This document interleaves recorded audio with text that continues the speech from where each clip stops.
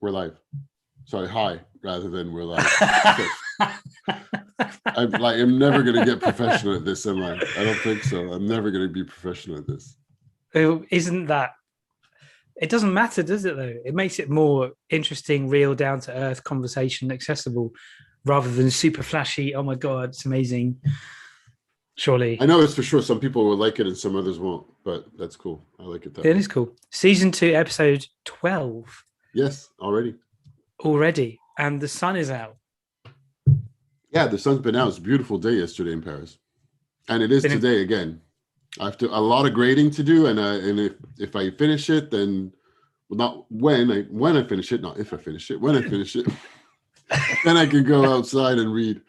Because I'd like to finish a bunch of stuff. I've got multiple books. I got like this much left to Discipline and Punish. It's just like 15 pages finished today.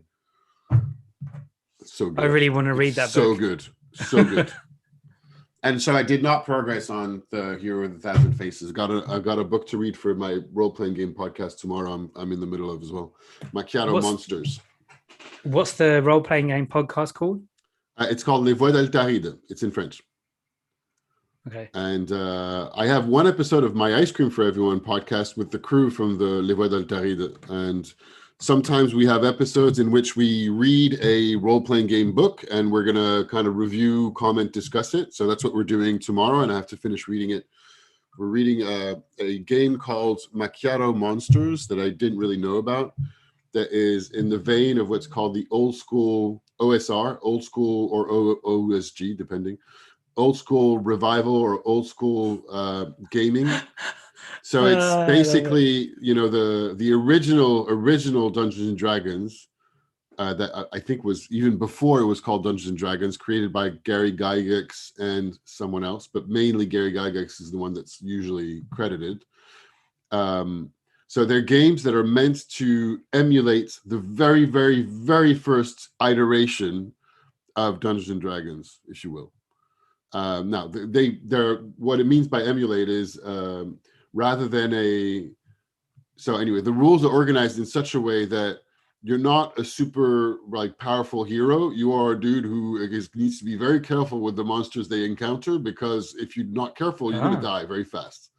Okay. And there's an emphasis in the rules on resource management. There's an emphasis on randomness, rather than choosing who you are as a character, you roll a lot of dice and then you have to make your character with what you're given. Things like that, which is kind of interesting because I'm not used to those kinds of games. I don't know them very well. And there's, of course, inside of that, a lot of different types of rules. And this particular game has been streamlined. It's quite short. It's like 50, 60 pages to read. So it's cool. So we'll talk about it. It'll be interesting. I'm sure it'll come up, because one of the things that always slightly intimidates me about games, computer games, whatever kind of games it is the learning curve about the rules. So it's interesting because people have a lot of that kind of thought.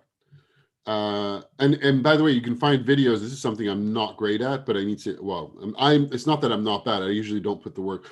That's why you usually have somebody to teach you. So you don't have to worry about the learning curve. That's why there's attendance in gaming bars. There's more and more cafes and game bars where you have board games, etc. They know about all the rules, and there's a lot of videos now. There's even videos about how to train to learn the rules in order for you to re-explain them. So that ideally, when you go and play a board game, and we talked about this, and we talk about this in that other podcast quite often, which is to say that typically you have a new game, you want to play it, so you just kind of browse through, and then you get playing, but you don't really understand any of the rules, which can be very tedious unless everybody's on board with a little bit of the chaotic, we don't really know what we're doing. Yeah. But some people really hate that. I have friends in the board gaming group that do not have any patience for that kind of thing. So, so it's usually good to, anyway, when you have any kind of, if it's a bit of a complex board game as well, even if it's not a complex board game, even if it's a simple one, it's so much smoother if you have one person. In the same way that you have one person kind of leading as the game master for the role-playing game, when you're playing a board game, if one person knows all the rules, can set everybody up so that you don't spend a lot of time, trying to wonder what you're doing. You just you're guiding everybody through it. It makes it much smoother. And I noticed I have the same with computer games. I really like really simple computer games. Anything that gets complicated. The only game I really that is actually quite complicated, but takes a while to get into is Minecraft. I really had to. I've never played it, oh so I know God. it's a big. I've not played it yet. There's so much stuff going on in it. It's like, okay, sure. And it was frustrating at first, and then I got into it, but I haven't played it for a while.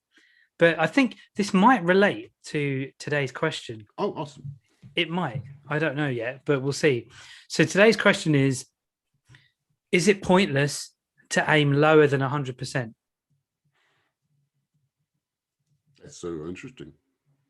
Is it pointless to aim lower than 100%? I like the question. Yeah. No, I guess. But then if you say no, if the instant this is just for the bite-sized people who are like, okay, I got the answer. I can go. Yeah. But if the instant of course, answer there's is a no, lot. We can dig into this question a lot because it really this is so broad. You can talk about just anything. Like, what are we actually talking about? If you're aiming, so I tend to think about myself. I used to tend to think about myself. I think I've grown a little bit older out of that idea, although I don't know. I used to think about myself, and I used to be told by other people that I'm kind of a 0 or 100 person. I'm either not interested at all or I go for it full on. Okay. I don't really do things halfway. Okay. Now, when I look at myself, I have strong opinions that I kind of do. Well, actually, no. Yeah. Anyway, so, but I don't know about it. So to begin with, I don't know about aiming. I'm not sure I'm the kind of person who aims much to begin with, although I do plans. I do think about things, but then is it pointless to aim at less than 100%? Well, all right. So here's one way to answer that one, because a lot of people, it's almost like a dogma or religion within the world of consulting and just about anything to aim for the 80% Pareto principle. Yeah. So so there's that. So there's a lot of people who will tell you that there's an enormous amount of value in trying to get to 80%. Or to try to get to get the most possible with the least amount of effort, input, investment, because that's the principle, the Pareto principle.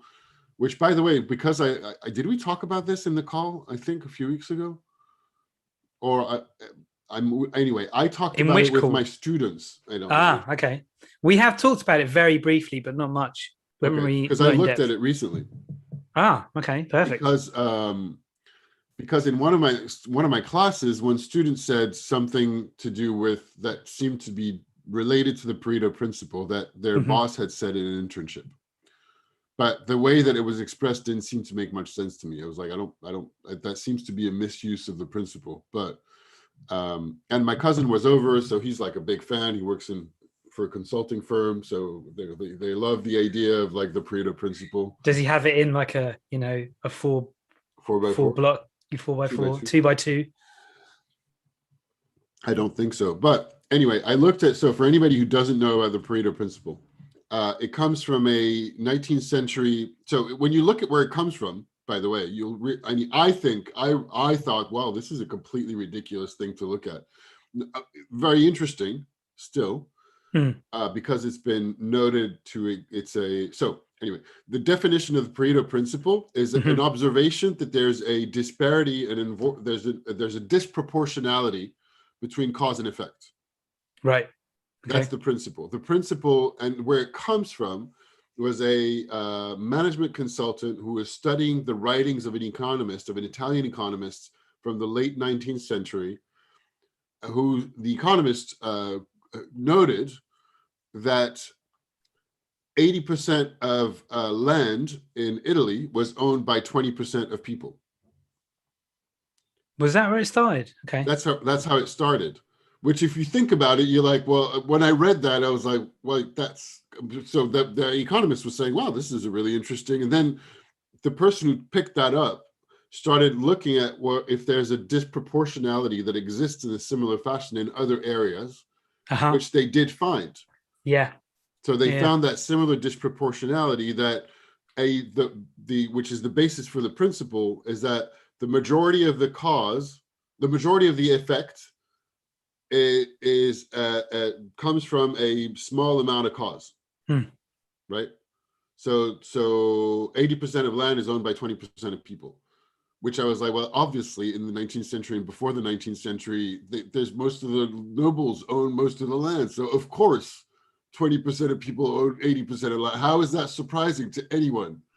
But anyway, that's, of course, this is hindsight because we're much later. We can look back. I heard something slightly different before you, just to pause you there. Yeah, sure. I heard something slightly, wasn't Pareto also interested in growing like peas or something? And he noticed that the yield of, like, he was growing something. I don't know about that, maybe. And the yield he was getting was, it wasn't all of them. It was only some of them that produced a lot, and some of them didn't produce any. And then he was also looking at wealth as well and land. I know that, but it's and other things like so they found the principle in a bunch of other places, including agriculture. The thing to bear in mind is that it's not a rule. So when it comes to marketing and communications, because that's what I was looking at, I double checked I have a book called How Brands Grow, which is one of the big Bibles recently that has a lot of numbers, and he widely debunks it for anything to do with business.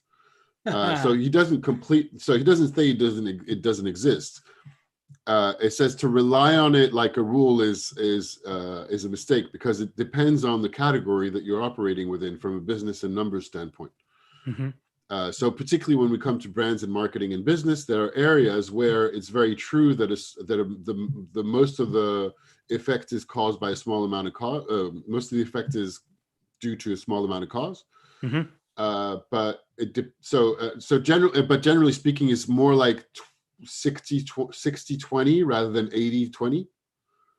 So as in 60% of the effect is caused by 20% of the cause. Sorry for the repetition, but other areas are less so. For example, that have a more even distribution. So in the category of gas and filling up gas with your car, the vast majority of people will use exactly the same amount of gas week in, week out, with a few outliers that use a lot or very little because they don't drive as much. So it's a very even distribution. Whereas some other areas, you're going to have people who consume a lot of Coca-Cola, people who don't, and a large majority who consume a little bit, and some people who don't consume a lot. So you will find a little bit of that effect. When it comes to marketing specifically, because that's kind of my area, one of the fallacies, at least that the author, Professor Byron Sharp from the How Brands Grow, what he puts together is to say that, well, there are areas of business where you think that because of that distribution, what you should do is focus on your biggest buyers. However, that's often a fallacy, because the people who buy the most are your biggest clients. And usually in business, one of the things is that 80% of your sales come from 20% of your clients. Yeah. Which may well be true. And it's certainly worthwhile, I mean, as a rule altogether, to look after your clients well, for sure. But you're probably not going to squeeze any more than they already spend. They're already spending a lot of money. The people who consume Coca-Cola, because that's the example from the book, people who consume a massive amount of Coca-Cola, they already consume a massive amount. They're not going to consume more. So your efforts are your efforts really well placed into focusing so much on these guys and these people who are making up the most of your sales, or is your time better spent on converting a few other people that either buy a little or don't buy at all? Now it's a very interesting principle. So all that to say that there is certainly a lot of value to aim not at 100%, but to aim for something that's well done, something that is going to be looking at, okay, well, how can I produce? And that's why it's really loved by a lot of management consultants or kind of lazy people who are like, well, how can I produce the most with the least amount of effort? It's a two-way thing, because I think there's a lot of value in looking at that. I also think that anything that's really worth it does take effort. Yes. So you might be kidding yourself if you think that you can produce a lot of results without putting any kind of effort. And I do that. I think it's human. I mean, I kid myself that I could produce results without any kind of effort. And then I look back at the week and I'm like, well, on Monday I spent my half hour writing that I said I was going to write, and then I didn't do it any other day of the week. So has my article progressed in my writing? No, it has not. So well, it doesn't work. So it doesn't work equally for everything. It's I do want to ask you about a business related thing, which is, do you think, and depending on the category, I get the thing you're saying about Coca-Cola is really interesting, because it's harder to get more out of the people who are already spending loads. But one of the ways I've heard the Pareto principle applied is that it's easier to get your current customers to spend more with you than it is to get a new customer. That's exactly what he debunks. Okay, good. I thought that was what you were saying. Or at least he has very critical ideas. That's part of the reason why the book is so controversial. But most of the people who get reactivated at the book don't really. So there's certainly a lot of criticisms. You could debate what he puts in his book, except that the guy has spent years researching 50 years of data. So if you don't have something to back up what you're saying in response to him, you're like, it's just your opinion against, well, and his weighs something. So now, one of the not criticisms, but certainly points that you can make about a lot of the stuff that he writes about is that to be able to comment on numbers and data, you need to frame them in certain ways. Yeah. So that's why you talk about categories. And one of the things in modern, what's going on today and what's going on so fast is categories are being busted very quickly. By that, I mean, to be able to comment and discuss what you're looking at from the hotel industry. Okay. You define what a hotel is, and you look at the numbers that are coming on there, and you're able to comment, discuss, look at the data, etc. But then you got Airbnb shows up, and you're like, well, okay, where does that fit in my hotel numbers? Oh, I see. That's what I mean by category busting. Okay. Right. And that then they changed the model. So what he established as law-like patterns don't necessarily fit because they only fit within the frame that you've developed. That's very interesting because it's a little bit further away from the question, but well, it doesn't, because if the frame is always changing, it's hard to know what to give 100% to. It's hard to know where to put your energy. So it is hard to put, but I find it very hard to know where to put my energy because I get dispersed. I overthink everything. And I get a lot of analysis paralysis. I look at a lot of different information because the world is so complex that I want to understand it. And interestingly, this is what I just started. I started watching. There's a fantastic conversation that just was published with an interview, an hour and a half long, of Yuval Noah Harari and Daniel Kahneman together. I saw YouTube show me that. I was like, ooh. And Daniel Kahneman just published a new book called Noise, where they study the idea that most of our decision-making as human beings comes from what he calls noise, which is just the fact that we don't, I guess it's kind of what it says. It's like there's a lot that is unreliable about who we are. Oh, God, the horror. Because if that's happening, then imagine what policymakers or people in power are making the decisions based on. So I'm nothing. I'm going to just paraphrase what I just listened to 5 minutes in the conversation just before getting on this, not just before, but this morning. Anyway. Yeah. So I'm paraphrasing Daniel Kahneman, Nobel Prize of Behavioral Economics, basically invented the field of behavioral economics. Yeah. And an expert. Thinking fast and slow. Yeah, of decision making, just to place back the guy in his context. If you haven't got it, we're both fanboys. I think. I mean, and I'm fanboys of both of them, and it's an interesting conversation because they both start. So the person who's kind of guiding and asking questions, they're both like, yes, I mean, this is going to be an interesting conversation, but I typically agree with the other guy that I'm talking with, so I don't know how much we're going to really. And plus, the interviewer starts on questions of prediction, and Daniel's like, I don't make predictions. This is very bad. It's so really completely not my field to make predictions, because I don't think it's going to be useful for anything, because it's not, we cannot make predictions for anything. And so he says where the book came from, and it's so, I want to read it right now, big time, comes from the fact he was consulting with an insurance company. Yeah. And they started questioning what makes one person take one decision compared to another one. So what one underwriter, one insurance agent would give it, this is how I understood it, one underwriting deal to one client. If another person observed exactly the same situation, would they give the same? And would they have the same assessment? And so before checking, he asked all the executives, like, so what do you think the margin, what would be an acceptable margin of error between all the different people making different assessments of the same situation? And they all said 10%. And apparently Daniel Kahneman said 10% is a typical thing that's said. It's just a completely random number of like, well, an acceptable variance would be 10%. So they checked the data, it's 55%. So there's that's exactly, I'm not surprised at all that there's a 55% differential between everybody presented with the same data would make different decisions based on, go figure what, who they are. This is scary to and hear. what noise they have in their head. And the noise can be anything from the conversation you had with your partner over breakfast, the news of the day, whether you want to go to the bathroom at the moment, you're like, just anything, right? That's the noise like, that's going on in our head all the time. Do you know why this is? They talk about the fact that algorithms don't have that. This is particularly scary because I work as a teacher. I've been for the past 2 weeks on Easter holidays. I've been doing a lot of marking. Yeah. So, and there's 3 teachers, and we're marking. Is grading the US term? Yeah, grading, marking. Okay, sorry. Yeah, I would say marking. There's very subjective.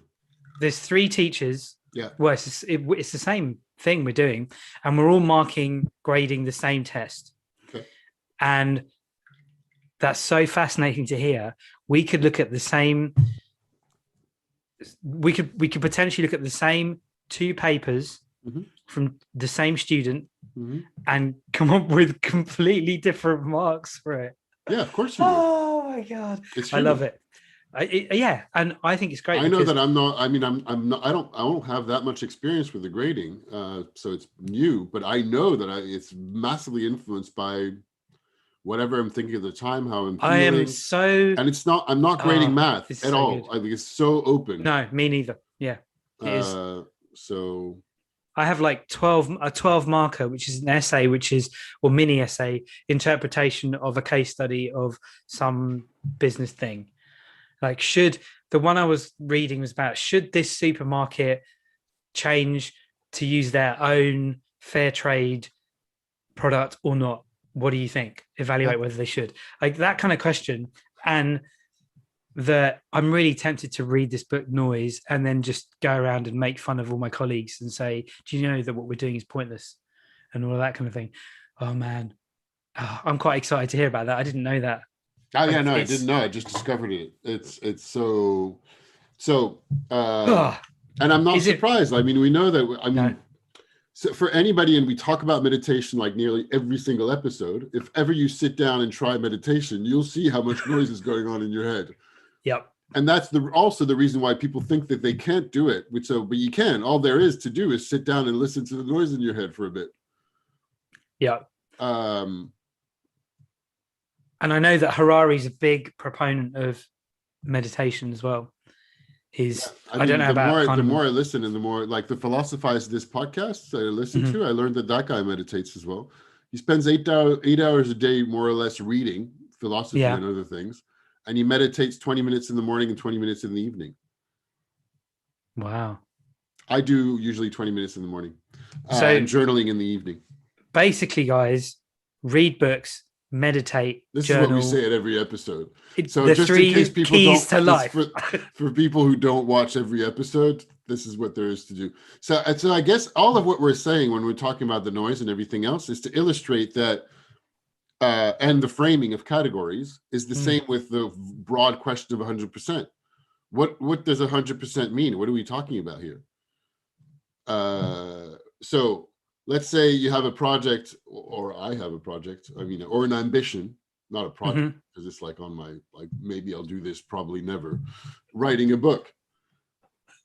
So the book, the complete book would be 100% then. So where I'm getting at is not everything is easily translatable into a percentile number. So let's say you complete the book. When is 100%. It done? Yeah. But when is it done? Yeah. Well, let alone starting it. So is it worth? So in this case, like, I want to write a book, that project. It's not worth aiming for less than writing the book. You would not. Why would I aim for less than having the book written if that's 100%? However, if 100% is the perfect book, then maybe not. Maybe that's like never going to be finished. This is probably, I'm barely starting it. But so that's why I'm like, so is it pointless to aim for less than 100%? Well, what are we talking about? It depends.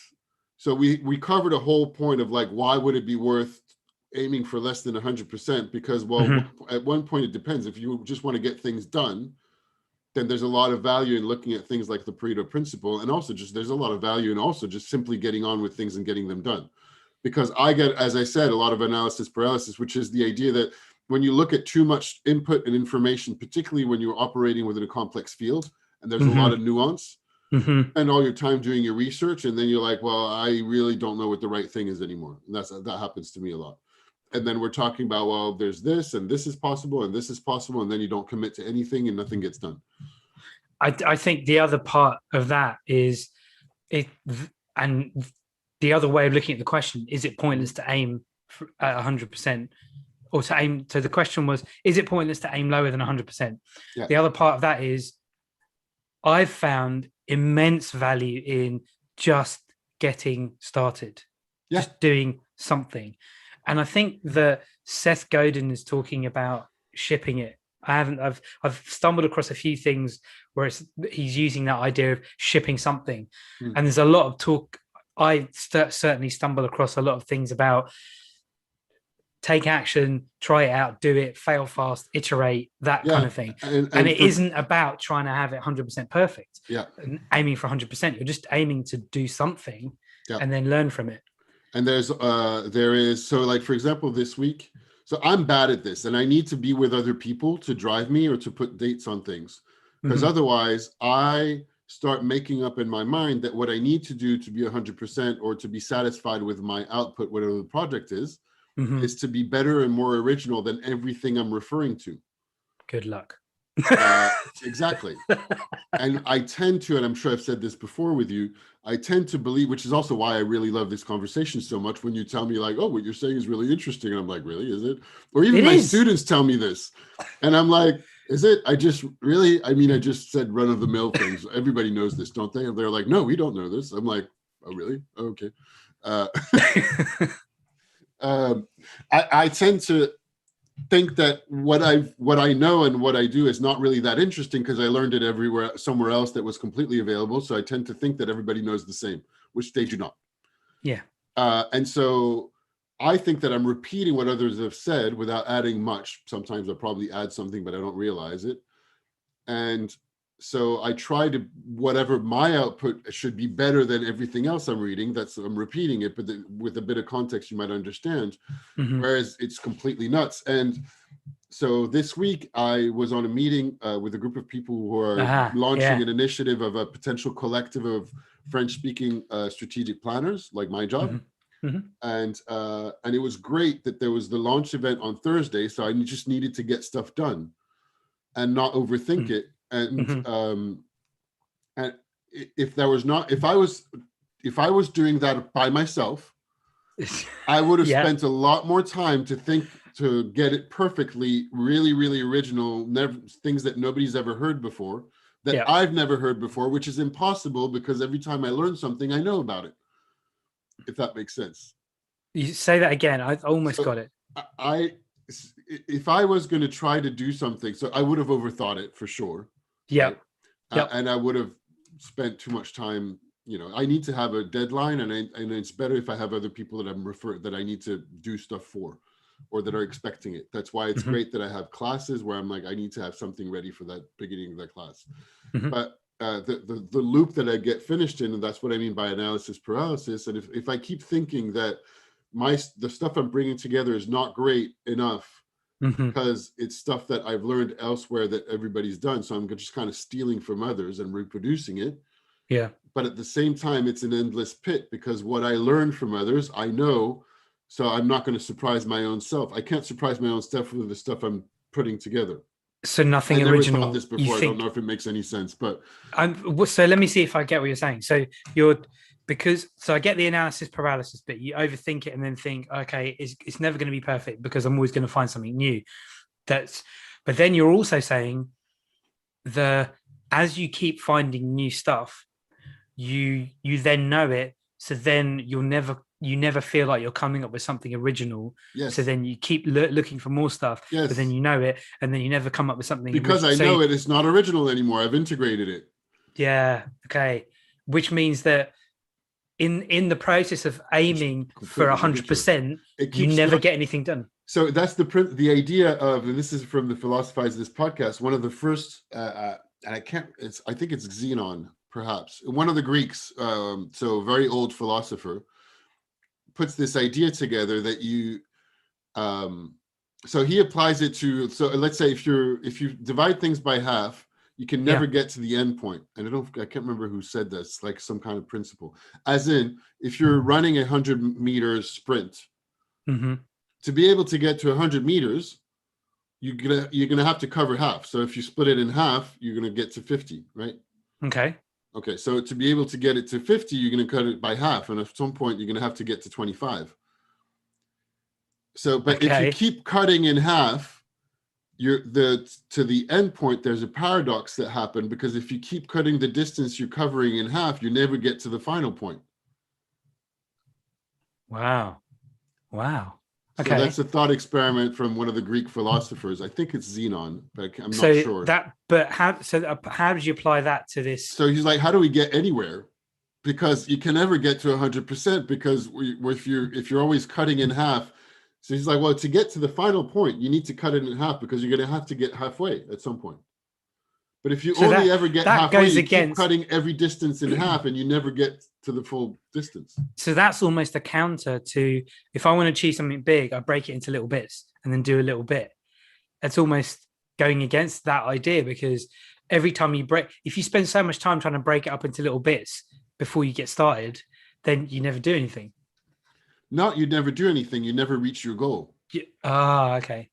Have you seen Tim Urban's In the Mind of a Master Procrastinator TED Talk? Oh, yeah. And I've read a lot of Tim Urban. I need to read. He's got a massive series from the last couple of years that I have not finished reading. That is like the history of histories.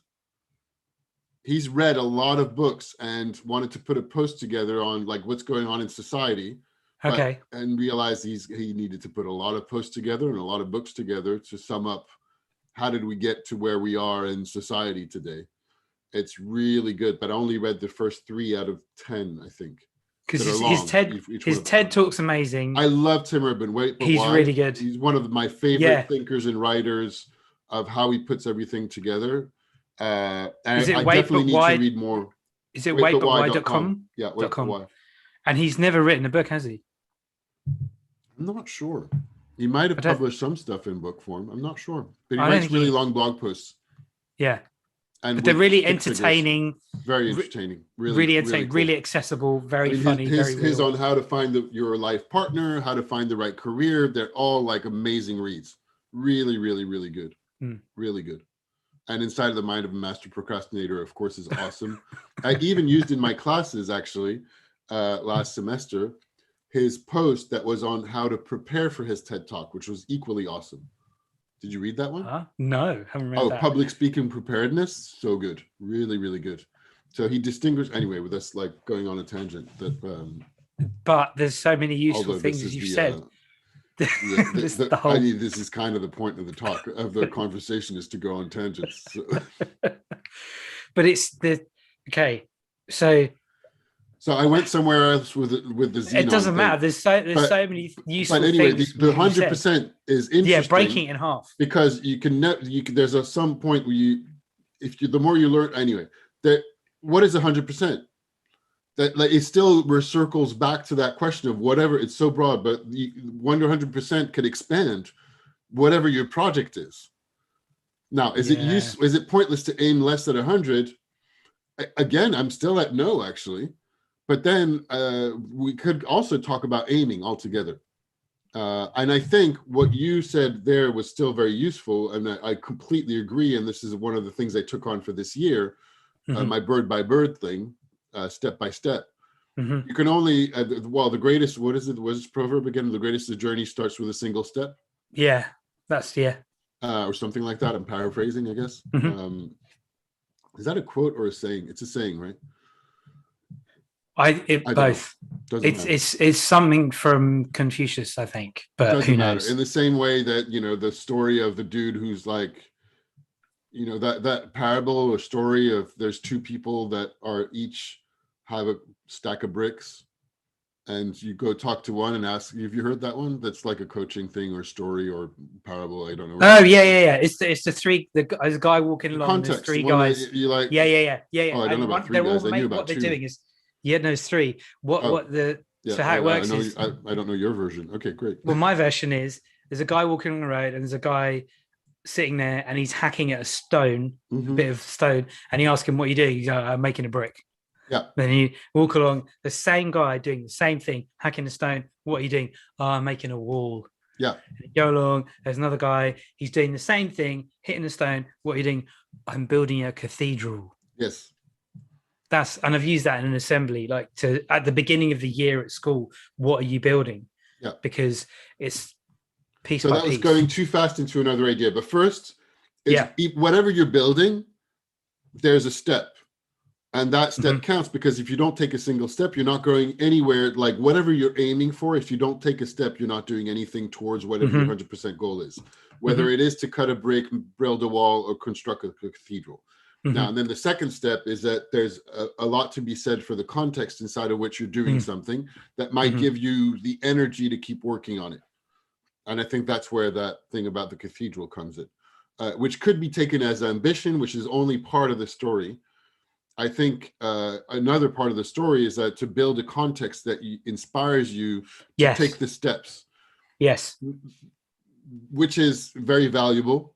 And now there's another side, which is just practice makes perfect. And I don't know what the method is that will work for you, but one way or another, I'm the type of person who will dream about making the cathedral a lot, and that inspires me. And I don't need to touch a stone ever. And I'm perfectly happy with the inspiration of building a cathedral. But the disappointment is I never get to build anything because I'm only ever daydreaming about it. So one way or another, you need to take steps to be able to get things done and that's more about the aiming part of the question. What are you aiming at? Well, I don't know what you're aiming at, but if you're not taking steps towards what you're doing, then it doesn't really matter if you're aiming at 100% or not, I think is what I'm saying. Yeah. There's what I'm getting from what you're saying is there's two things. Do you know what you're aiming at? Do you know, well, it's a few things. Do you know what you're aiming at? Do you know what 100% looks like? And what steps are you taking? And then even the choice of what you're aiming at is going to influence whether you take action or not.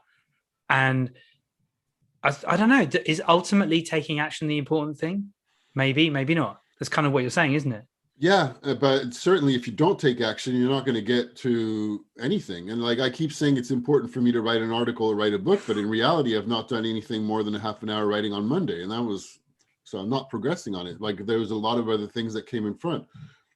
This is more on the building of routines and habits that we've talked about a few times in the episodes that I would refer back to other episodes. But, whereas meditation is something that I did in the context of a course, and I did because it was just a habit. And I've not managed to do the same thing with writing or progressing on that kind of thing. But you journal. Yeah. You do that every day. That I do every day, yes. But the journaling is not the same as writing an article. No, it's not. It's not the same. Or designing a board game. I fortunately have somebody who regularly messages me on, oh, I've worked on my board game. What have you done? I'm like, nothing. I've not done anything of that at all for years. So, I mean, then, I do regularly use that as an opportunity to beat myself on the head. Which is not useful, but it's good to catch and notice that you're doing it. To be able to casually notice that I'm doing it, and certainly not wallow for too long, but I'm human, so I do a little bit of that. So I don't know. It's a funny, I think we have a lot of elements of answers to that question. I think it's a funny question because that's not the type of question I would ask myself. But I think you also understand from what I'm saying why I don't really wonder about that, because I'm the kind of person perfectly happy to daydream about things, not aim, just wander.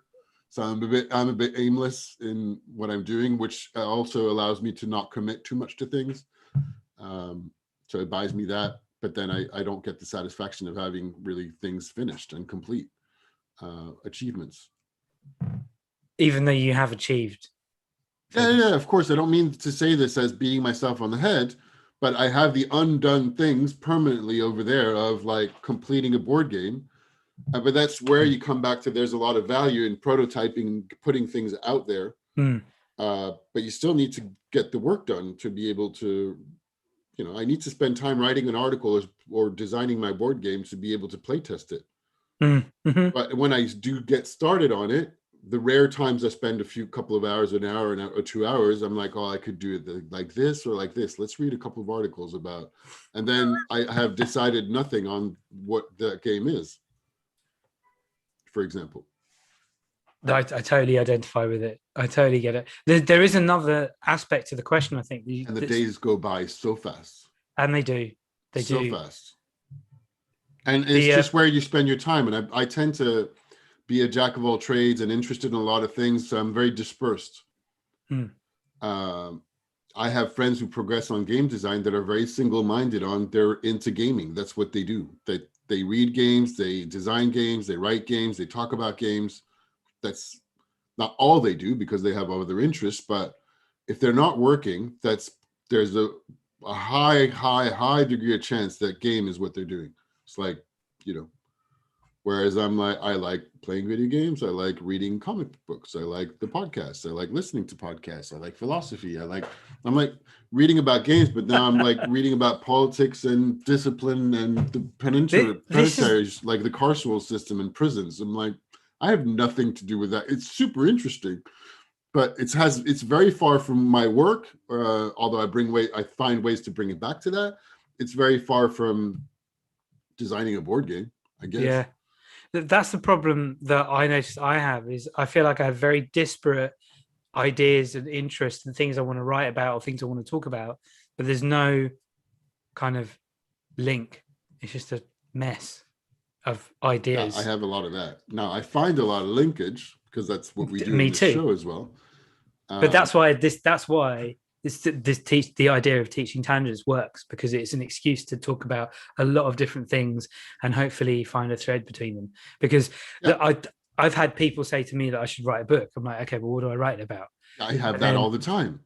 And then people are like, write what you know. I'm like, okay, great. I'll just do that. And then I get stuck with it.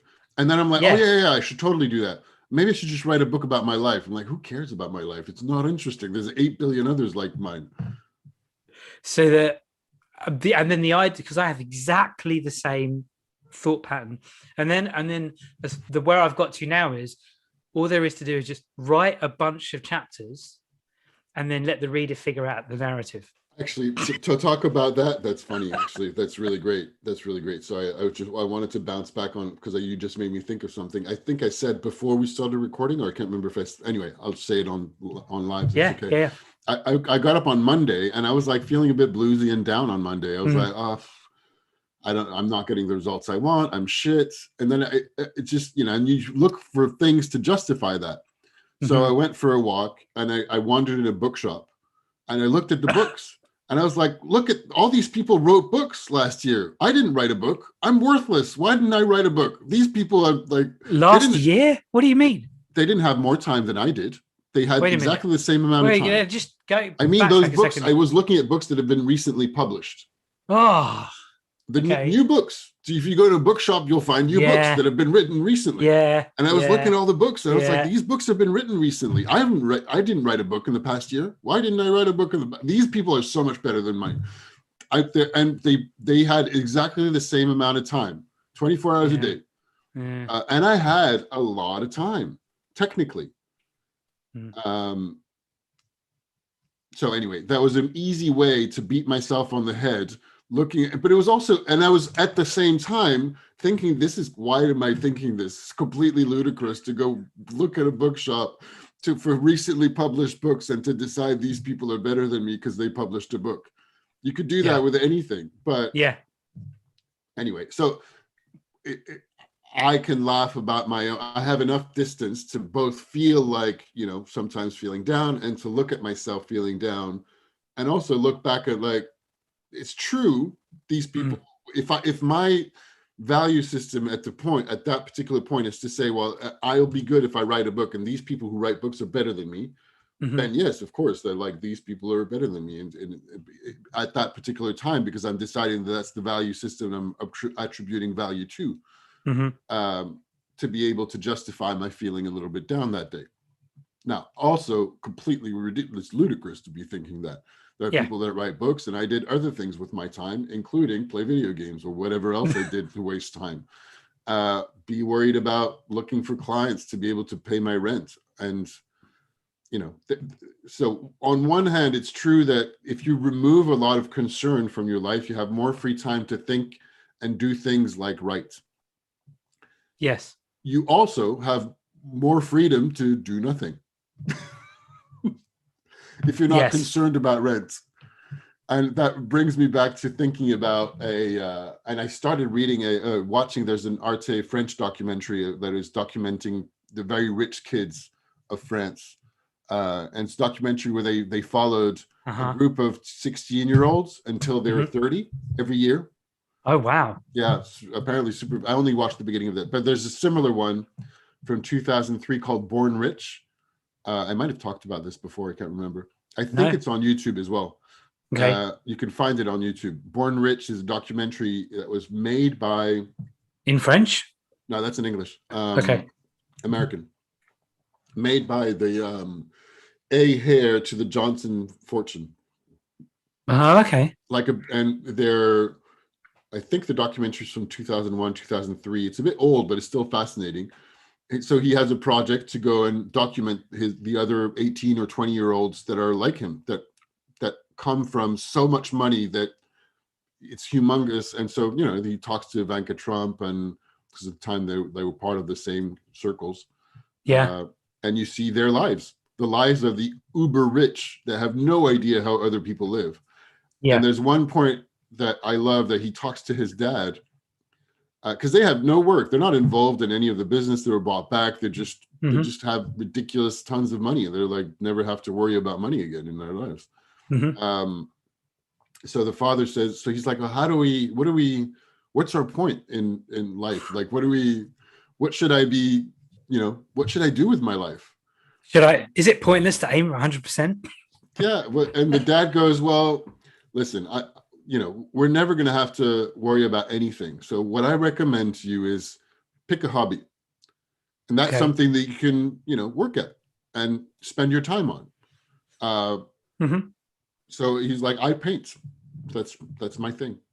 I spend time painting, look at painting, study painting. And it's like, that gives you a little bit of focus and aim to a life, because otherwise it's like, what's the point? Like, we don't have to worry about anything. We don't have to do anything. Nobody expects anything from us. We don't own anything. We own a lot, but so anyway, that's part of the reason why he starts doing this documentary as a project. It's really interesting.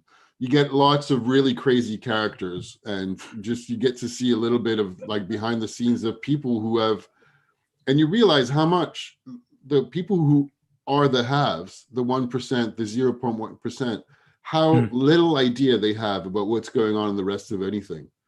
And that takes us back to this cliche of Marie Antoinette. And it's so much but true of Yeah. Poor people, they want bread. Well, there's no bread. Let them eat cake. I don't know. I don't understand what the problem is. Yeah. Yeah. Anyway, and this is something that's going on today, of course, because typically the poor people, or the people who don't have, generally speaking, the vast majority of people who work and have whatever they have, they might not know how it is to feel like you have everything, but the way that way of life is flaunted in everybody's faces 24/7. Yeah, it is even more now. Yeah. Whereas the other way around isn't. Yeah. The rich people are not flaunted with the visions of like the poor people and how they live their life on a 24/7 basis, because it's not that interesting. Anyway, so that's something. So that's part of the reason why I like contrast and nuance. For example, I was talking about the pet industry with my students this week. Oh, okay, right. Humanization of pets, and how it's a growing industry with sub segments of the industry of luxury and super high-end treats and all sorts of crazy supplements that are extremely expensive for pets because the rich people. But I interspersed it with saying, well, by the way, just don't forget there's a lot going on that's crazy and very interesting in that growing industry. And let's remind ourselves at the same time that Oxfam published a report for Davos in January this year, reminding us that the 1,000 most rich people in the planet recouped already all of their losses and earned a lot of money from COVID, whereas hundreds of millions of people of the poorest on the planet are going to take at least 10 years to recover from this crisis. Yeah. And that there's a lot of people who have nothing, who are really destitute and desperate. Yeah. Or working hard just like to make ends meet, generally speaking. And that the vast majority of people, it's not that I'm not talking about the images of, kids that are really growing hungry in a famine kind of lad in Africa. That's not what I'm talking about. I'm talking about just regular people that have to make do and feed a family of 4 with 100 quid. And they're working. Those are the unseen people that live in the apartments, tenements, that go to work, that come back, that are busy, that make food for their kids, that go shopping, but that are exhausted and that are given no break whatsoever. And those are the people that Marie Antoinette talks to when she's like, well, let them have cake. There's no cake. They don't have cake. They're just tired. Now, of course, there are a lot of miserable, the other kind of misery of refugee camps. I listened to a podcast episode that I discovered this week there's a European version of Politico. Okay. Political journalism publication. They have a weekly podcast called EU Confidential that is about, like, it's really political geeky stuff. It's about the EU politics going on. And I listened to an interview of the anniversary. I was going to say celebrating. It's not the right word. This is taking us a little bit further away from my question today, but it was last month, the 10th anniversary of the war in Syria. And there was an interview with 10 years? Yeah, it's been going on for 10 years. Wow. There's an interview with the director of Save the Children in Europe, I think, just to talk about the situations in camps and how kids over there. And is that like, so this podcast is more taking something and analyzing it rather than like what's happening? It's half an hour long, 15 minutes of like the news with the various correspondents in different EU countries. Okay. Of what are the biggest news in European Union politics. And then the other half of typically, it seems, I only listened to 2 episodes, but it seemed to be that format of an interview with somebody that is relevant to the main topic of the day, of the week. Good format. And I recommend it. It's seriously geeky stuff, but I was like, wow, I didn't know what was going on at that level of, vaccination politics in the EU. For example. Yeah, we don't. Which was super interesting. There's a lot that we've touched on today, and a lot that you've said about a lot of different things. And I do think, which when you listen to all that and take that stance, I'm like, yeah, maybe that's why I'm not progressing with the book. Why you haven't reached 100%. But that's part of what Teaching Tangents is about, the exploration of a lot of different things. But I feel like today in particular, there's been a lot of wide ranging things. Maybe that's down to the question. The question is very broad, I think. Yeah. So it's difficult to pinpoint. You know, I like specific questions. I think there's a lot of value into talking about those kinds of very broad questions. And it's a good, interesting question, but it's so broad that I think you're right. It's dependent on the kind of question. But sorry, I cut you off maybe. No, I was kind of beginning to say things up. Kind of, yeah. But to say, like, give us questions, give Willem specific questions. There's a link you can go to on jamesdesouza.com where it says, give us a question, click on Teaching Tangents, and you'll be able to submit your questions, or subscribe to the Willem's YouTube channel and give him loads of questions. Make him, if ever there's a question where Willem doesn't have an answer, I'd be very surprised. I don't think Willem is ever lost for words. You're not, are you? You always come up with some mad idea about something. Well, I don't know if so this is, I don't know. Yes, maybe. I think I prefer to listen to your assessment than the one going on in my head about that, because I would usually think that no, I'm not. But it's good that that's noise. That's noise. It is noise. It is noise. So you've always got an idea about something. And for my students, if anybody listens, or your students, by the way, your pupils, students, references. Because I've been also grading and marking, and if I'm only reading like what you think, then that's an opinion. You need to give me some reference to where your thinking comes from, and I'm reading right now a lot of exams with just very vague and general verbiage of opinions. Yes. And that doesn't work. It's not critical thinking. It's not a flow and a story of argumenting a point that you're making. Yep.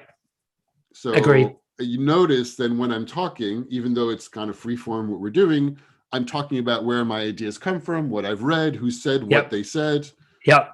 So that's what if you're writing an exam, if you're doing an exam, that's, as teachers, that's what we want to see. I want to see anyway. I think you certainly. I've been marking too, and they get given a case study, and then they write an answer, and the question will relate to the case study. Yeah. They don't use what's in the case study. I've got to make exactly their the points. same thing. And I've got way too many people that are writing down, well, I think this is my opinion, and I agree with this. And I'm like, nothing in the question asks you if you agreed or disagreed with what's asked. Yeah, I did not ask you at all if you agreed or disagreed. I really did not. I didn't. I asked you to put points together and justify with examples and proof. So you mean they've taken the noise and put it on paper? Yes. And then a lot of the noise says there's even more noise, because sometimes it's like, well, my opinion is this because there's a lot of people that there are fake news out there. And I'm like, okay, that just doesn't help me in any kind of way. Give me an example of what you mean. This is not this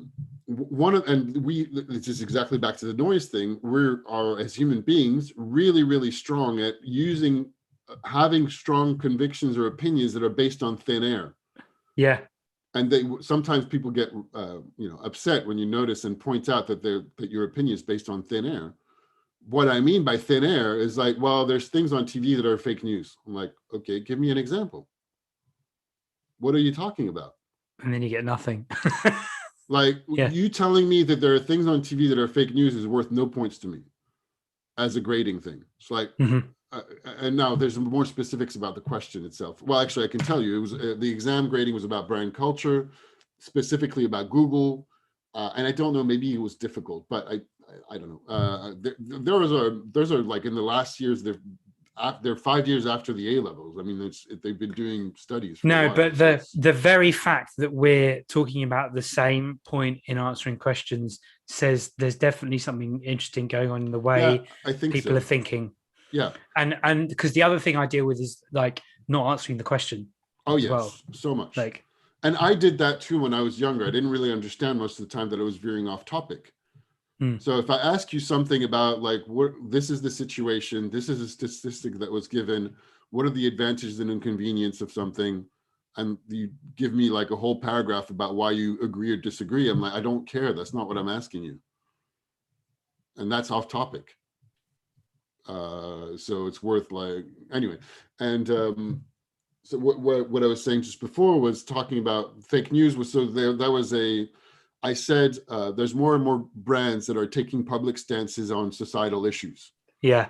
Thinking about Google, and it was an open question. All of my questions were very open. Yeah, which is on good. Purpose. And I told them the point is not to have the right answer. The point is that your answer is justified. Yeah. And clearly put, this is my point of view. This is where my point of view comes from. This is an example to illustrate, back up, prove. And there was a lot in all the articles I provided that they could quote from and use. So I said, well, given Google, who Google is as a brand, as their services, what they offer, who they are as a brand, because all the courses were about brands, what kind of public stance and what kind of area do you think they should take a public stance on that would make sense for their brand? What a good question. And so quite a few people justifiably, which was a very good answer, said, they should take a stance on misinformation or fake news, which is great. I'm like, cool, sure. But then if you tell me that, well, there's a lot of fake news in TV, and I'm like, okay, well, that doesn't support your point. It doesn't. Or some other people. So, and then the other questions about the fact that there was a recent report that came out saying 65% of people said CEOs of large corporations should step in when government doesn't, and they should be accountable for the public, for society. So I said, if that happened, what kind of, and this was a difficult question, but this was the last one, the easier questions. Well, there were 4 questions, and the 2 first ones were a bit easier, I think, anyway. And that one was asking, like, what kinds of, if you think about what kind of opportunities or challenges would happen in society if CEOs of large global brands stepped in and took care of problems instead of governments. Yeah. So this was like, it was asking them to imagine good question. Things. Tough. Yeah. But it was a tough question on purpose. Yeah. So anyway, and then so there were some people that answered, well, I agree, brands should or shouldn't step in. I was like, but that's not what I asked you. I didn't ask you if you agreed or disagreed with the question. I said, this is from a report, 65% of people think this. Yeah. What would happen? Yeah. So I'm asking you to imagine what would happen. Yeah. Yeah. Now, if you disagree, you can imagine negative things. That's fine. But anyway. But a really good answer would be, this can happen, which means this is this. But also this could happen, which means this is this. Yeah. And ideally, you would support that up with facts, examples. Again, from all the stuff I quoted, you could use examples. It's challenging. It is challenging. It's challenging, but it's not unique to what you're saying, because I deal with exactly the same thing. Exactly. And these guys are younger. So it's... Well, ideally, that's why I'm telling yours, because you need to learn that earlier. Yeah. Yeah. So I don't know how we got to this, but it's worth reminding and referencing and have examples and think things through. Where'd you get it from? And I think it's almost like worth backtracking your thoughts a bit. I do this sometimes. I think, well, what led me to think of that? And then how did I get to that? Okay, let me go read it. So there's a whole bunch of different things we've mentioned today about going and reading. I do want to, there's one point I wanted to make about the question about, is it pointless to aim lower than 100%, which is that sometimes, and I'm kind of wrapping it up, but I don't know, we've gone over time a bit, but you just made me think of something else I want to add. Is if I focus on trying to get 100%, and I'm thinking in the context of an exam, and trying to do really well on one question, then to increase the mark on that question and get, even if I'm already here and trying to get it to here, is harder than going from nothing to something on another question.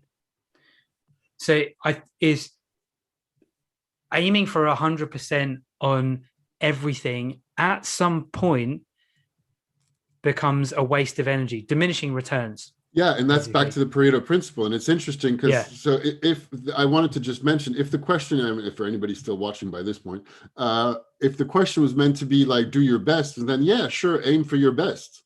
Yeah. But it's interesting that so I had 4 questions for this exam. They had 3 hours. Mm-hmm. I noticed some people did spend a lot of time on one question, so they get a couple of extra points. Mm-hmm. But and I don't know if this was a time thing or don't, but it reads like for some people it might have been. So it's what you just described. So you would get is the number of marks different on each one? So in France we're grade average out of 20. Okay. So one way for me to easily grade out of 20 is to have 4 questions out of 5 points. Okay. Or at least that's what I figured so far, rather than one essay. It structures things a little bit more easily for me to give points rather than one essay out of 20, which is another, like you ask one question. Or you could have, if the easier question would have fewer marks and the harder question has more marks, then they split up their time. Yeah, but one of the reasons that I do uneven, I don't know, that's what I'm doing so far. I don't know if that's the right or wrong thing. Go figure, it doesn't matter. But if I grade a question on an uneven, it's an odd number. I mean, an odd number is either above or below average. If I grade out of 5 and I'm like, I'm not going to go in the middle, like you're either answering above average is 3 or below average is 2. And I gave specific instructions as to what was 1 point, 2 point, 3 point, 5 point, 4.5. Nice. I think you've done everything. It's great. Yeah. I said, if you want 3 points to be above average, you need to have a specific example, specific point of view, specific argument put together, at least one. So there are some people that don't have particularly extraordinary ways to answer, but I'm like, that's 3 points. It's above average. It works. Whereas some others try to go into convoluted stuff, but it goes off topic completely and just talks about their opinions of what's going on in the news. And I'm like, okay, that's 2 points. Sorry. Which is perfect.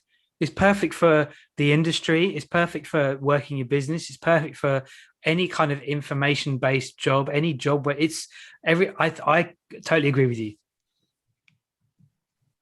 Totally agree. You gave them examples. You like that's. I'll send it to you because I want to send it to a few people to get some feedback from teachers to get a sense of. I couldn't figure out if it was too difficult. Maybe it was difficult. It was possibly difficult, but I also think I gave a lot of supporting elements to answer it. Sounds like you did. If you told them what a 3 point answer would be, then yeah, sounds good to me. Do your best, basically. Oh yeah. So listen, like read a book, meditate. Journal, do your best, have fun. Say it every episode. I love it. Don't beat yourself up. Yes. And it's human to do that. Let it go, move on. And yeah, there you go. Thank you. Give 100% or not.